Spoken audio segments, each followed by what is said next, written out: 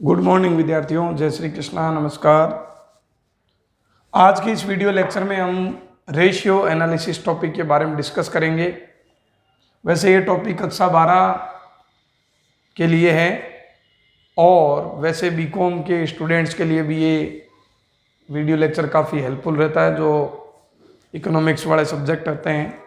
तो देखिए बच्चों, रेशियो एनालिसिस में हमने पिछले वीडियोज़ में इसके अलग अलग अर्थ के बारे में, इसके गुण दोष के बारे में डिस्कस किया था, अलग अलग क्लासिफिकेशन के बारे में पढ़ा था। आज के इस वीडियो लेक्चर में हम जो भी रेशियो है हमारे इस लेसन में, हम उनके अलग अलग फॉर्मूले पढ़ेंगे। फॉर्मूलों पर डिस्कस करने से पहले मैं आपको एक बैलेंस शीट बनाकर दूंगा ताकि फॉर्मूलों में कुछ बातें इस बैलेंस शीट से आपके लिए इजी वे में सोल्व हो जाए। तो बच्चों, एक बैलेंस शीट बना लीजिए अपनी कॉपी में। बैलेंस शीट, दोनों तरफ वाली बैलेंस शीट बता रहा हूं, बस कौन सी चीज का किस तरह से क्लासिफिकेशन है वो मैं आपको यहां पे लिख रहा हूं, आप नोट करेंगे सब जने। सबसे पहले बच्चों, इधर 1 नंबर पॉइंट हम ये मान के चल रहे हैं इक्विटी फंड, या चलो इसको ये नाम दे देते हैं हम, share holder fund oblique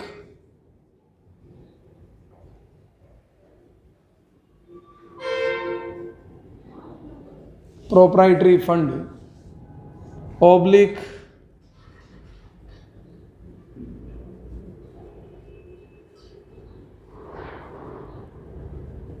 internal liabilities oblique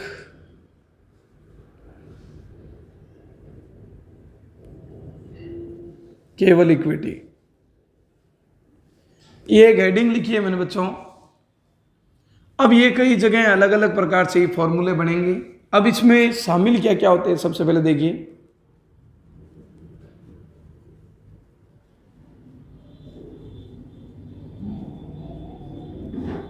equity share capital,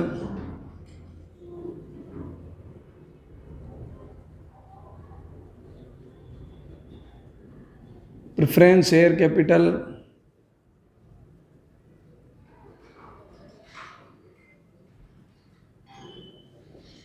reserve and surplus, यानी equity share plus preference share, reserve and surplus. अब रिजर्व एंड जो सरप्लस होता है उसमें हमेशा ध्यान रखना नेट रिजर्व एंड सरप्लस है। नेट रिजर्व एंड सरप्लस का मतलब होता है अगर फिक्टिशियस एसेट्स दे रखी हो, डिस्काउंट हो, अंडर राइटिंग कमीशन, मैं उधर लिखूंगा ये चीज, तो इसमें से वो क्या होगी, लेस होगी। क्या होगी, लेस होगी। इधर लिख देता हूं इसके आगे मैं नेट रिजर्व एंड सरप्लस। अब फर्स्ट के बाद है सेकंड पॉइंट बच्चों, long term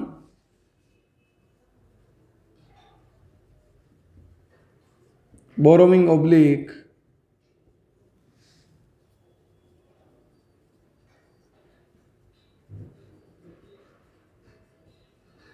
non current liabilities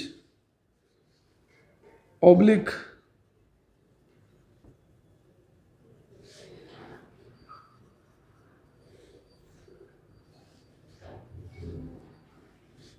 long term डेप्ट, लॉन्ग टर्म डेप्ट। अब इसमें क्या क्या आता देखिए। सबसे पहला point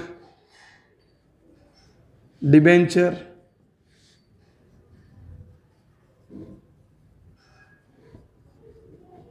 long term loan,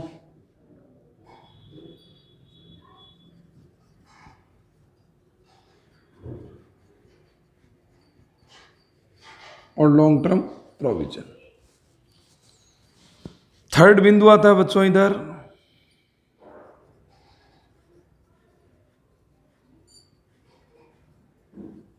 current liabilities.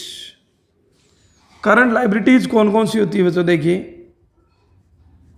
Creditors,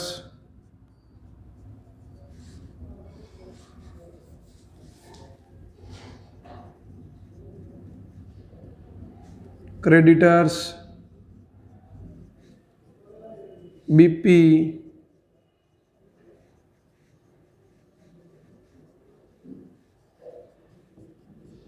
bank overdraft,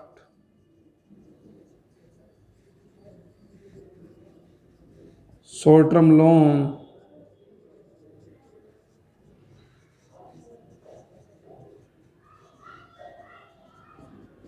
propose dividend,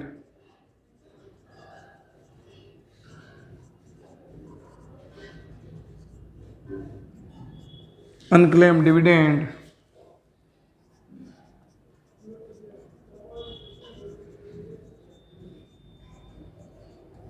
outstanding expenses,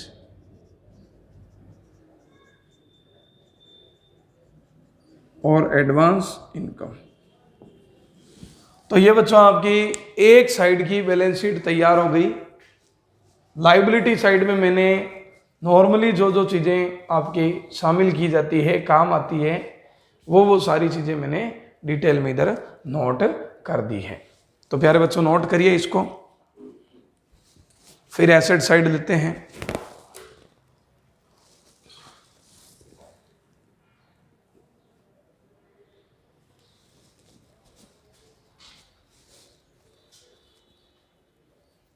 एक चीज और ध्यान रखना, कोई भी प्रोविजन हो, शॉर्ट टर्म प्रोविजन भी आपको इधर ही लेने हैं। अब इधर देखिए एसेट साइड में क्या क्या चीजें आती हैं। एसेट साइड में सबसे पहले इधर लिखेंगे हम non current assets. Non current में पहले हम लिखेंगे टेंजिबल। टेंजिबल का मतलब होता है बच्चों जो एसेट्स हमें दिखाई देती, जैसे प्लांट, मशीनरी,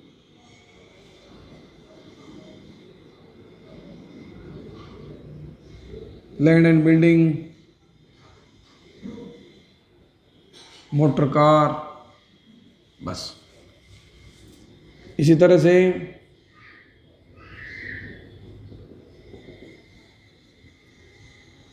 इनटेंजिबल में क्या आता है देखिए,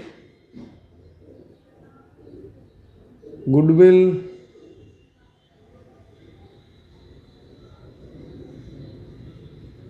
पेटेंट, कॉपीराइट, ट्रेडमार्क। कोमा करके इसलिए लिख दिया जगह उस हिसाब से बच जाए। ये थी नॉन करंट एसेट्स। फिर आते हैं बच्चों इन्वेस्टमेंट में दो होते हैं बच्चों, एक होता है ट्रेड, एक होता है नॉन ट्रेड। लेना अपने को ट्रेड ही होता है, वैसे देख दोनों ही दिए। फिर आता है करंट एसेट्स। करंट एसेट्स में क्या क्या शामिल होते हैं बच्चों, देखिए सबसे पहले कैश या बैंक,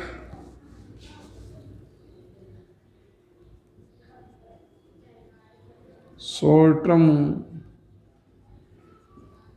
इन्वेस्टमेंट, इसको आप ये भी नाम बोल सकते हैं marketable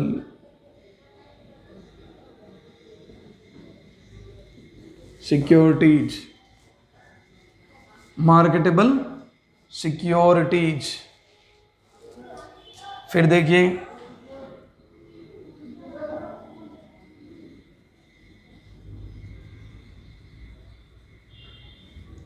prepaid expenses,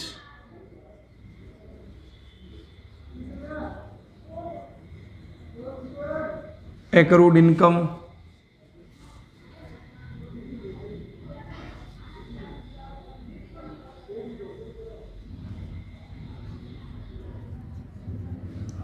debtors,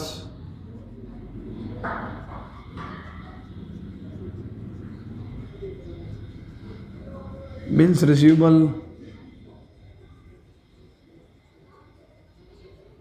advance tax. उधर आता है बच्चों प्रोविजन, आगे ना provision for tax, provision for doubtful debtors वगैरह वगैरह। तो ये आगे करंट एसेट्स। एक चीज़ और है इधर जो हमेशा नेट रिजर्व एंड सरप्लस में से मतलब रिजर्व एंड सरप्लस में से घटती है, तो आंसर आता है नेट रिजर्व एंड सरप्लस। इसको नेट हटा देते हैं अपने को, क्योंकि इधर लिखोगे तो वहाँ नेट नहीं लिखना है, और अगर उधर नेट लिखोगे तो यहाँ पे नहीं आएगी। Fictitious assets. अब इसमें क्या क्या नाम आते हैं देखो बच्चों। सबसे पहला नाम आता है डिस्काउंट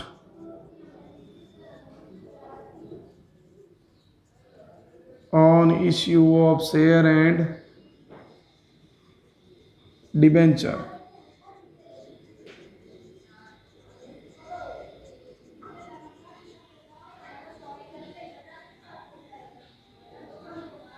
अंडरराइटिंग कमीशन,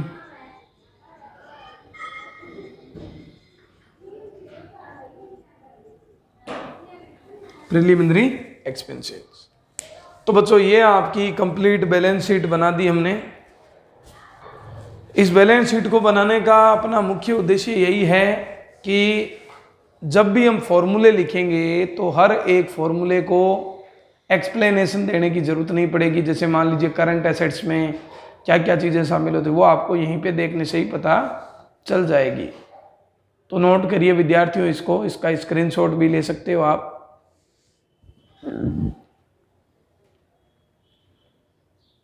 और अगर स्क्रीनशॉट नहीं लिया जा रहा है ऐप में तो आप इसको नोट कर लीजिए।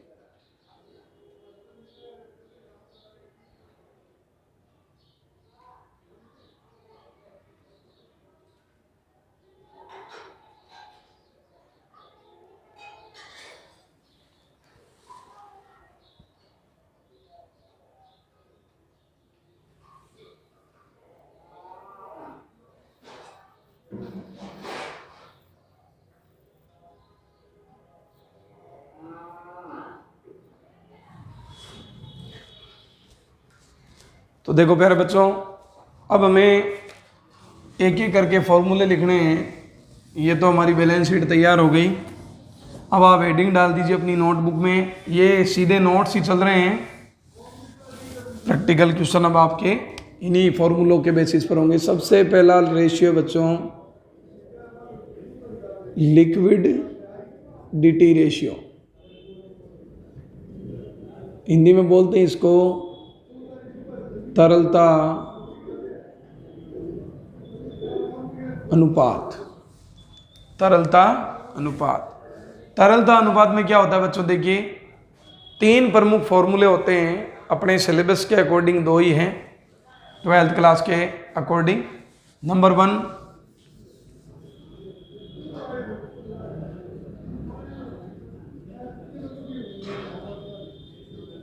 करंट रेशियो, हिंदी में इसको बोलते हैं चालू अनुपात। एक नाम और इसका working capital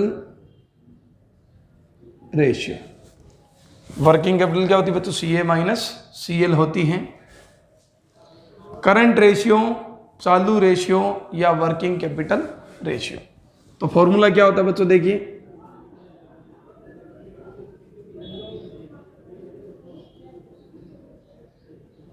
current assets upon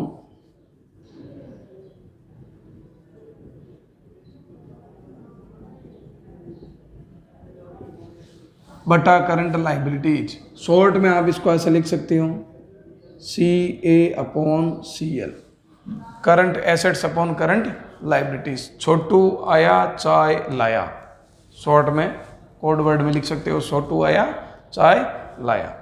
current assets upon current liabilities.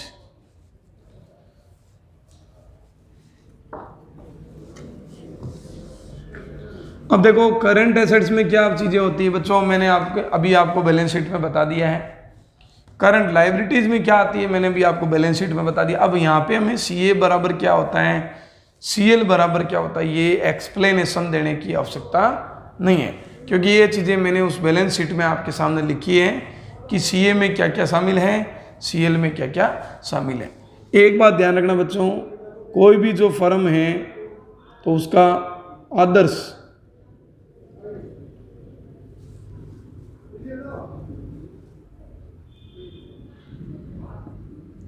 चालू अनुपात हमेशा ध्यान रखना 2:1 होता है। क्या होता है? आदर्श चालू अनुपात क्या होता है हमेशा? 2:1 होता है। यानी जिस कंपनी की करंट एसेट्स 2 गुनी है, करंट लाइबिलिटीज 1 गुनी है, तो वो कंपनी अपने आप में एक आइडियल कंपनी मान जाएगी, उसकी स्थिति ठीक मानी जाएगी। तो बच्चों इस पहले फॉर्मूले को नोट करिए। सेकंड फॉर्मूला हम लेते हैं लिक्विड रेशियो। क्या लेते हैं? लिक्विड रेशियो लेते हैं।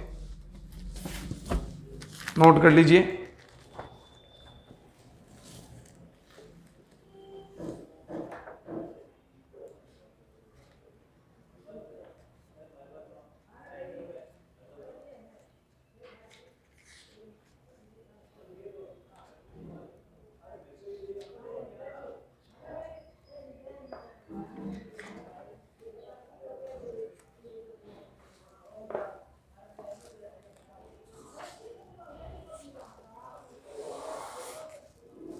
अब देखिए बच्चों, सेकंड लेते हैं हमने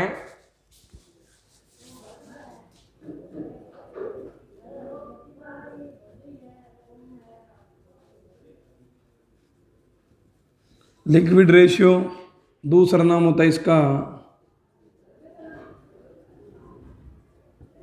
क्विक रेशियो, तीसरा नाम होता है इसका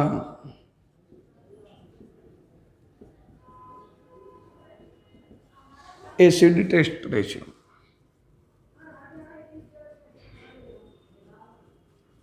तरल अनुपात, त्वरित अनुपात, और एक है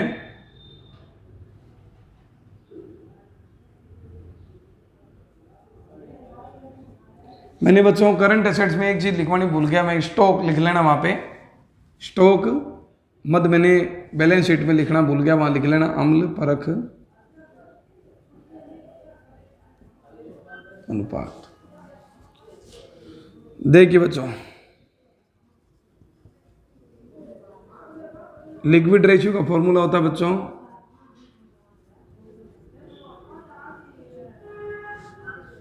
लिक्विड एसेट्स बटा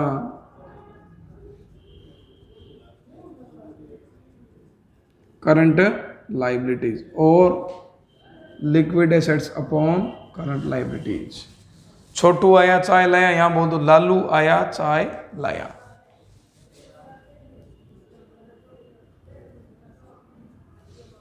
liquid assets upon current liabilities. अब बच्चों देखिए, लिक्विड एसेट्स का मतलब क्या होता है हमेशा ध्यान रखना। ऐसी एसेट्स जो प्योर लिक्विड हो, जिसे रुपए में हम कभी भी कन्वर्ट कर सकते हैं। तो देखिए लिक्विड एसेट्स में क्या क्या आती है बच्चों? एक आपका केस आता है,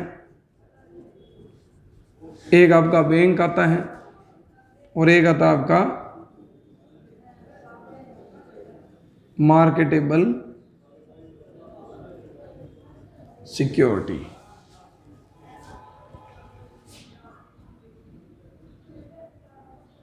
डेटर्स भी आते हैं बच्चों।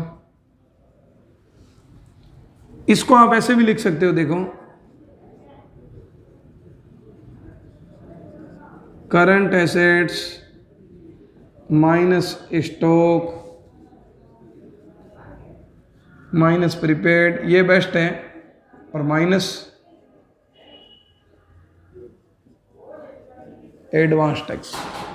करंट एसेट्स में से ये चीजें आप निकाल दो, पीछे अपने आप क्या बच जाएगी आपकी लिक्विड। अब देखो केस लिक्विड है, बैंक लिक्विड है, मार्केटेबल सिक्योरिटी लिक्विड है, बैंक डेटर्स भी क्या होते हैं लिक्विड है, मतलब जिसे हम 1 साल के अंदर अंदर रुपए पैसों में कन्वर्ट करवा सकें। जो चीज़ हम कन्वर्ट कर सकते हैं तुरंत रुपयों में, वो होती है लिक्विड।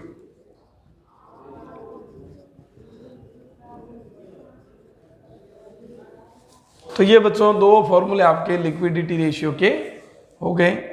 एक और होता है पूर्ण तरलता अनुपात, एब्सोल्यूट लिक्विड रेशियो, वो भी बताएंगे आपको। लिख लीजिए पहले, ये दोनों फॉर्मूले नोट कर लीजिए।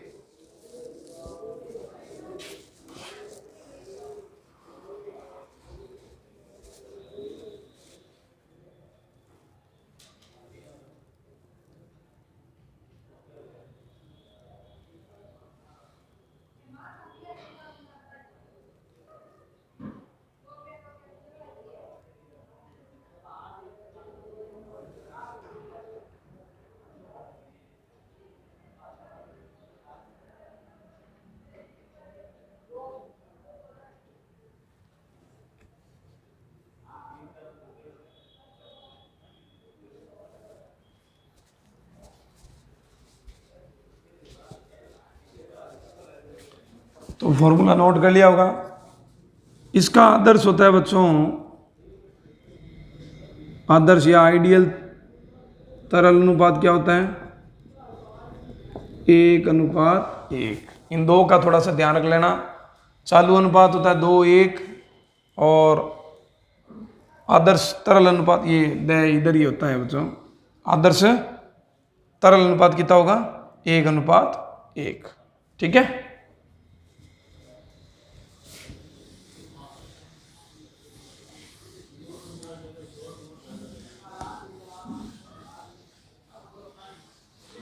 थर्ड फॉर्मूला लिख लीजिए, वैसे सिलेबस में तो नहीं है फिर भी लिख लीजिए। पूर्ण तरलता अनुपात,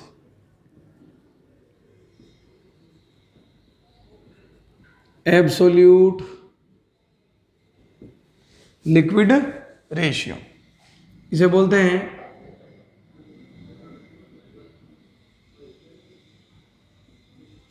एब्सोल्यूट क्विक एसेट्स बटा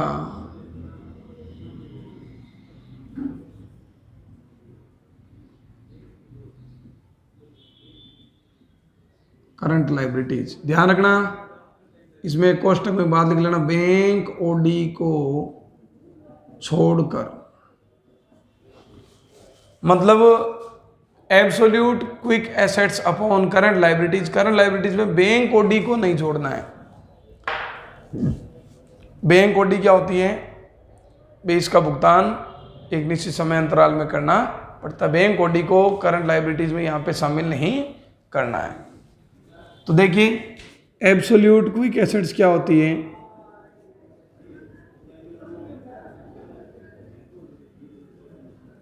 इसमें तीन ही चीजें आती है जो प्योर लिक्विड है, कैश,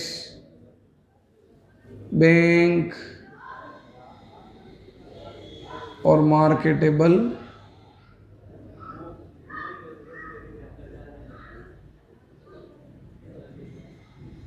सिक्योरिटीज, विपणन योग्य प्रतिभूतियां।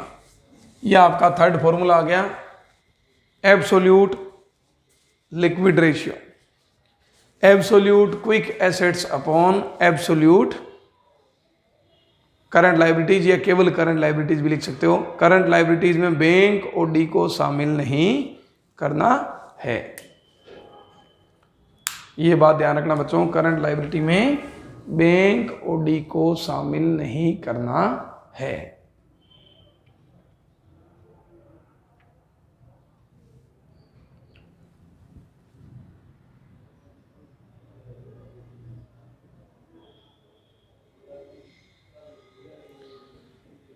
तो बच्चों इसके साथ ही आपका ये लिक्विडिटी रेशियो कंप्लीट हो गया। अब हमें दूसरा रेशियो पढ़ना है। पहले मैं सारे रेशियोज के आपको फॉर्मूले लिखाऊंगा, फिर इनके क्वेश्चन एग्जाम्पल आपको करवाए जाएंगे।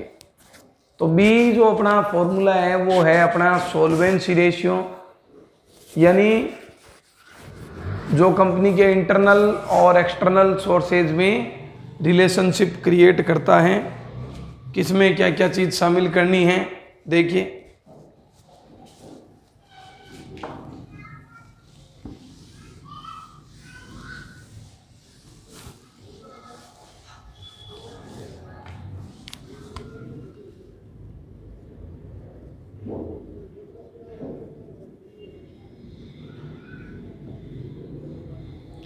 पहले मैं बता देता हूं सॉल्वेंसी रेशियोज में क्या क्या आते हैं, कौन कौन से शामिल होते हैं। सॉल्वेंसी रेशियो का मतलब होता है शोधन क्षमता।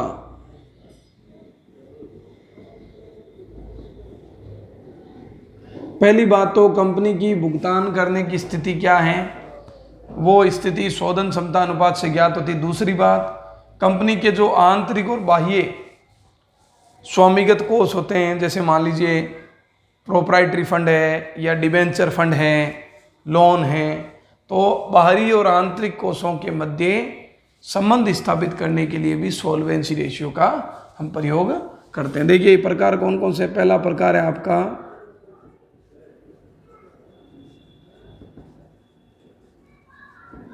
डेब्ट इक्विटी रेशियो, नंबर 2 है,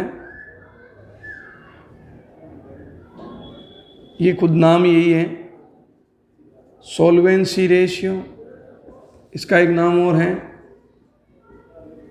डेब्ट टू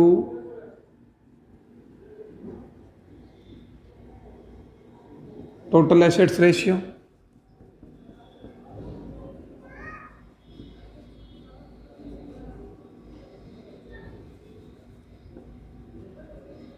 प्रोप्राइटरी रेशियो,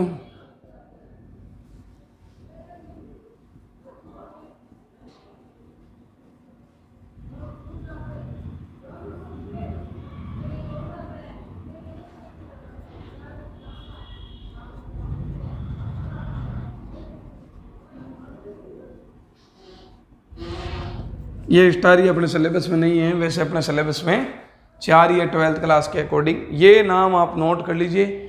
हम इस सॉल्वेंसी रेशियो में इन 5 बिंदुओं के बारे में डिस्कस करने वाले हैं।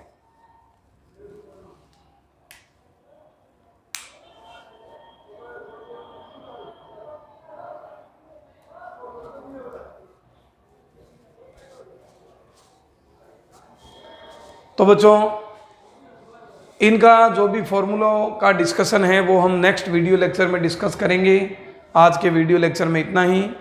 इन्हीं शब्दों के साथ मैं आपसे अलविदा लेना चाहूँगा। जय हिंद, जय भारत।